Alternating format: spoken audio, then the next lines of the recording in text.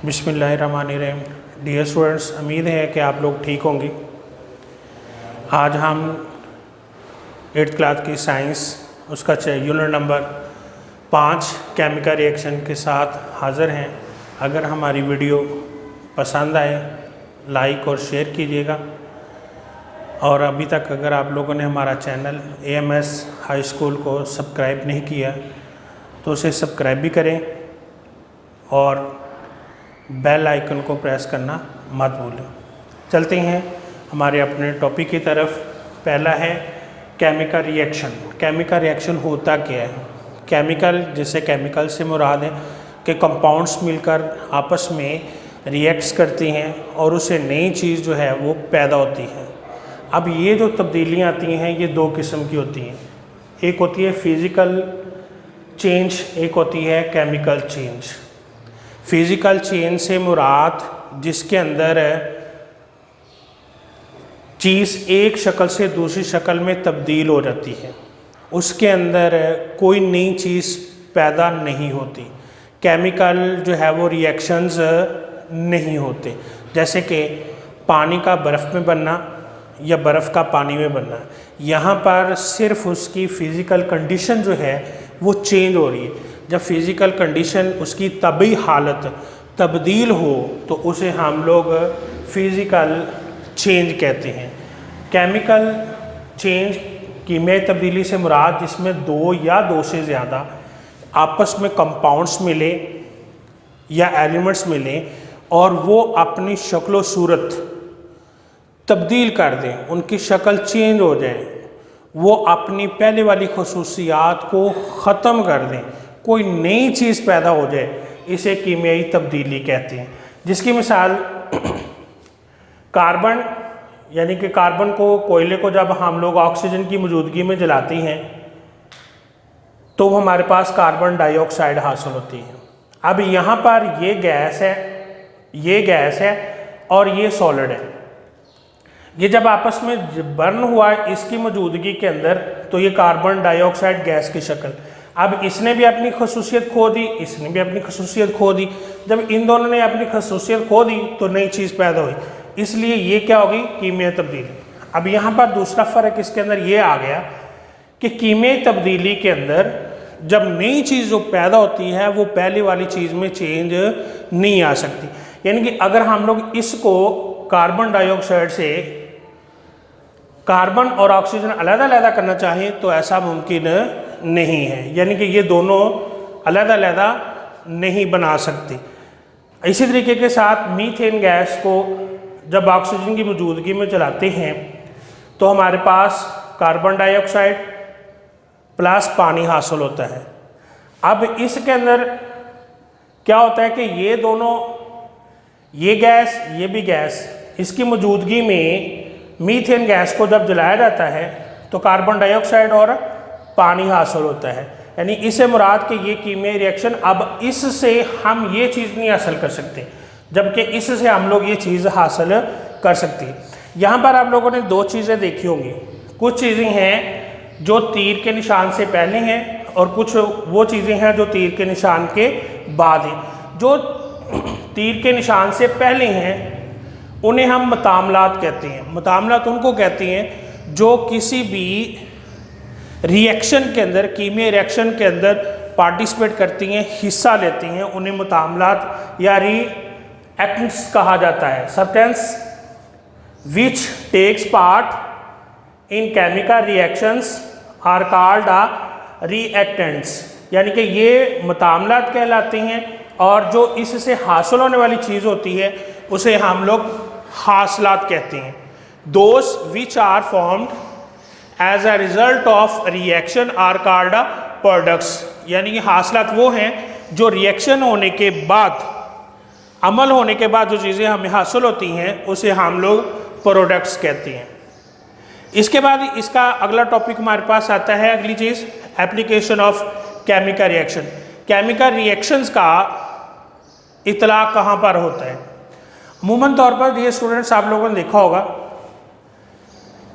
Photosynthesis के दौरान जब पौधे सूरज से सनलाइट लेते हैं ज़मीन से पानी और नमकियात लेते हैं और फ़ज़ा से कार्बन डाइऑक्साइड जो हासिल करते हैं वो सब्ज़ रंग के क्लोरोफिल का जो मादा है इसके साथ मिलकर रिएक्शन करते हैं तो उनके पास हासिल होता है ग्लूकोज। ये ग्लूकोज खुद भी इस्तेमाल करती हैं, जो बाकी मादा है वो स्टोर कर लेते हैं, और ऑक्सीजन यहाँ पर एक्स्ट्रा गैस हासिल होती है जो दोबारा फ़ज़ा में खारिज कर दी जाती है। दोबारा फिर देखें, कार्बन डाइऑक्साइड फ़ज़ा से जो इंसान जानवर खारिज करते हैं वो फ़ज़ा में आ गई, ज़मीन से पानी और नमकियात हासिल किए, सूरज की रोशनी फ़ज़ा से ली, और क्लोरोफिल सब्ज़ रंग का मादा जो पौधे के अंदर मौजूद है इनकी मौजूदगी के अंदर रिएक्शन हुआ।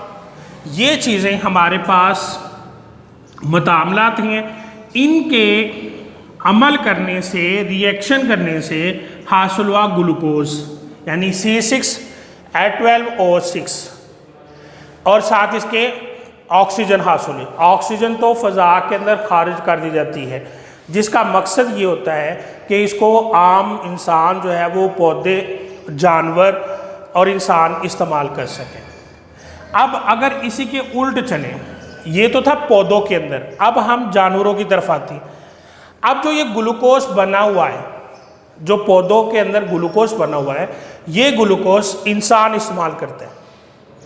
अब इंसान ने ग्लूकोज इस्तेमाल किया, जानवर ने इस्तेमाल किया, इसके साथ वो फ़ज़ा से, क्योंकि हम लोग पीछे वाले लेक्चर्स के अंदर, पीछे वाली क्लासेस के अंदर भी डिस्कस कर चुके हैं अम्ल तनफ़्फ़ुस को, कि ऑक्सीजन इंसान खारिज करता है, कार्बन डाइऑक्साइड इंसान खारिज करता है और ऑक्सीजन अपने अंदर लेके जाता है। जबकि पौधे कार्बन डाइऑक्साइड अपने अंदर लेके जाते हैं और ऑक्सीजन खारिज करती है। लेकिन ये प्रोसेस जिसके अंदर ऑक्सीजन बाहर खारिज करें और कार्बन डाइऑक्साइड इस्तेमाल करें, ये दिन के वक्त होता है, जबकि रात के वक्त ऐसा नहीं। रात के वक्त ऐसा ही होता है कि जिसमें कार्बन डाइऑक्साइड खारिज करते हैं और फ़ज़ा से ऑक्सीजन हासिल करते हैं। क्यों? इसलिए कि उस वक़्त फोटोसिंथेसिस का अमल जो है वो रात के टाइम नहीं होता, इसलिए रात के वक़्त ऑक्सीजन खारिज नहीं होती जबकि कार्बन डाइऑक्साइड खारिज होती है।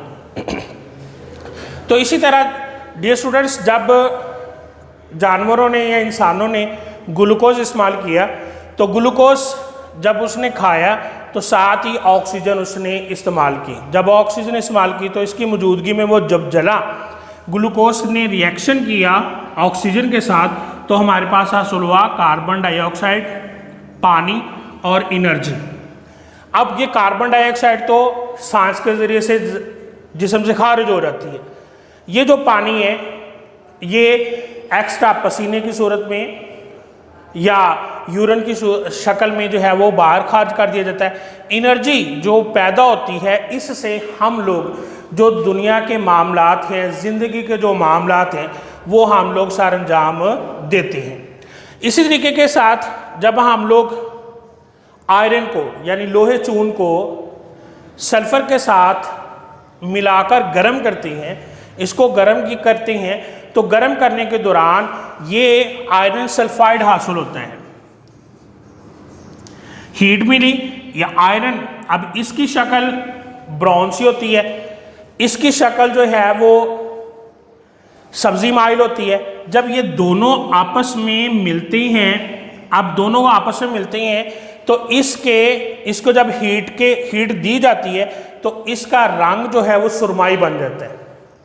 अब यहाँ पर इसके अंदर फिजिकल तब्दीली के हवाले से जो पीछे हम लोगों ने डिस्कस किया था, ये इससे पहले हम लोग इनको अलग-अलग कर सकते हैं। यानी कि अगर हम लोग सल्फ़र के अंदर चाइना डिश के अंदर डाल के उसमें सल्फ़र और लोहे चून, और अगर उसके ऊपर मैग्नेट बार को जब उसके ऊपर से गुजारा जाता है तो इसमें से जो लोहे चून है वो इकट्ठा हो जाता है। लोहे चून अलग हो जाएगा, सल्फर अलग हो जाएगा। लेकिन जब ये आयरन सल्फाइड के अंदर तब्दील हो जाएगा, जब ये आयरन सल्फाइड में तब्दील हो जाएगा, तो फिर हम इसको अलग अलग नहीं कर सकते। यानी कि इसके अंदर पहले था आयरन प्लस सल्फर,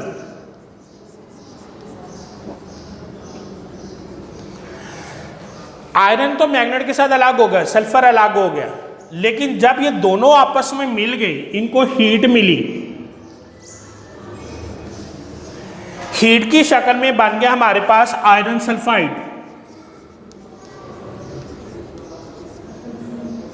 जब आयरन सल्फाइड हमारे पास बना तो इसके अंदर तब्दीली आ गई। इसके अंदर कौन सी तब्दीली आई? कीमियाई तब्दीली। अब इस कीमियाई तब्दीली के अंदर हम लोग आयरन को और सल्फर को अलग-अलग नहीं कर सकते। इसी तरीके के साथ ये है जंग लगने का अमल। जब फजा के अंदर अगर लोहा पड़ा हुआ है तो अगर उसके अंदर नमी पैदा हो जाए, उस नमी की वजह से आयरन ऑक्साइड बन जाता है। इस आयरन ऑक्साइड, क्योंकि ये पहले मुतामलात फिर ये हासिलात हुए, इस सूरत के अंदर यहाँ पर तब्दीली आ जाती है। लेकिन इसको, इस वाली चीज़ को इसमें तब्दील नहीं किया जा सकता, क्योंकि ये कीमियाई तब्दीली है। और कीमियाई तब्दीली की वाहद खुसूसियत ये है कि उसको हम लोग दोबारा पहले वाली हालत में नहीं ला सकते। नेक्स्ट हम लोग अगले टॉपिक की तरफ चलते हैं। नेक्स्ट स्टूडेंट हमारे पास टॉपिक है chemical equation and their balancing, कि केमिकल इक्वेशन को क्या होती है और उसको बैलेंस कैसे किया जाता है। केमिकल इक्वेशन की पहले डेफिनेशन देखते हैं। Chemical equation is the representation of a chemical reaction in term of symbols, formula and sign. कि कीमियाई इक्वेशन एक ऐसी चीज़ जिसके अंदर किसी भी कीमियाई रिएक्शन को फार्मूलों की सूरत में, साइंस की सूरत में बयान किया जाए, उसे हम लोग केमिकल इक्वेशन कहते हैं। केमिकल इक्वेशन को लिखने के लिए ये तरीका इस्तेमाल किया जाता है, एरो हेड से पहले जो चीज़ें लिखी जाती हैं ये फ़िज़िकल कंडीशन में होती हैं, तभी हालत में होती हैं। इसके बाद जो नई चीज़ जो बनती है वो उसके एरो हेड की दूसरी तरफ लिखी जाती है। जो पार्टिसिपेट करती हैं, जो हिस्सा लेती हैं केमिकल रिएक्शन के अंदर, उन्हें हम लोग मुतामलात कहते हैं।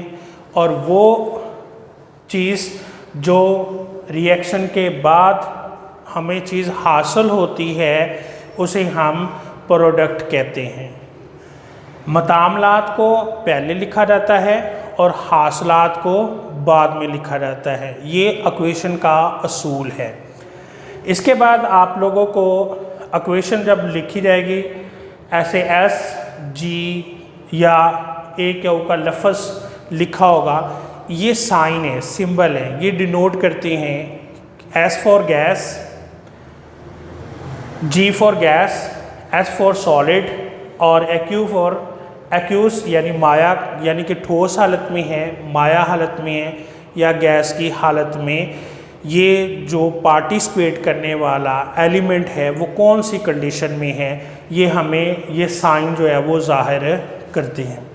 इसी तरीके के साथ ये मसावात है Zn plus H2SO4 sign of arrow ZnSO4 plus H2।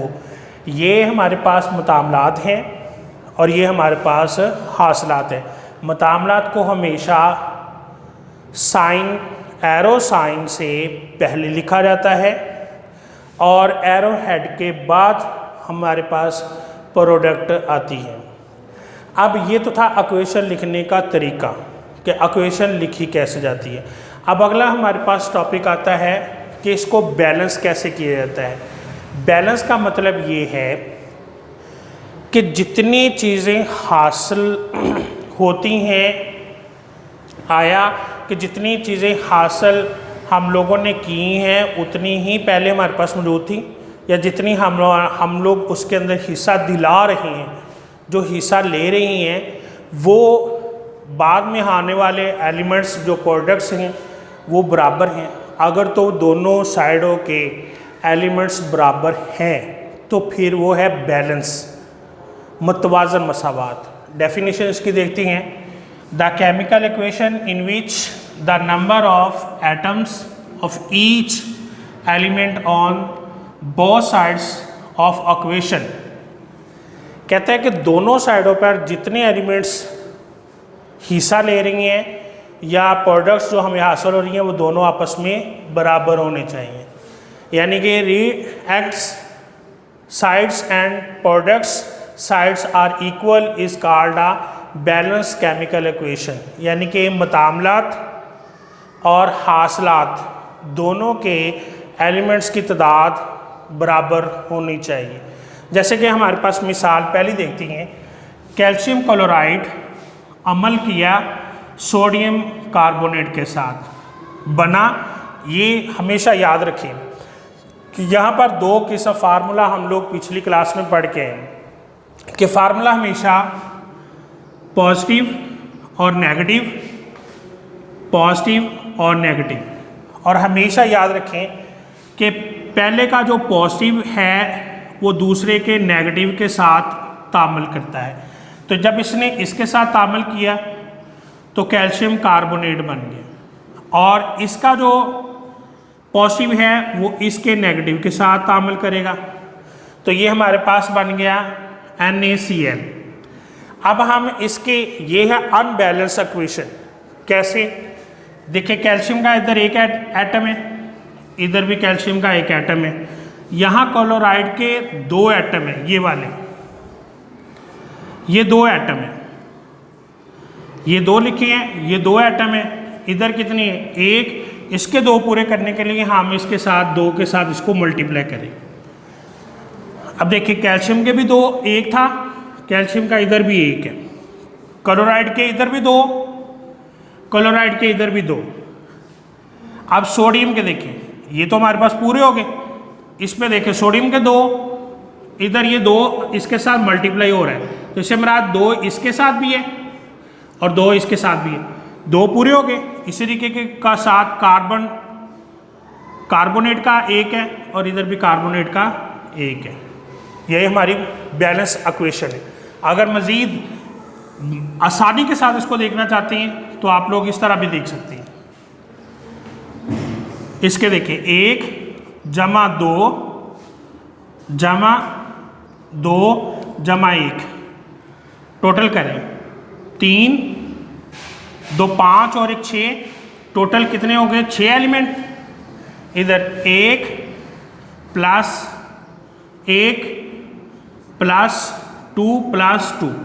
अब देखिए कौन करें, इधर भी 1 2 3 4 5 6 और इधर भी 1 2 3 4 और 5 और 6।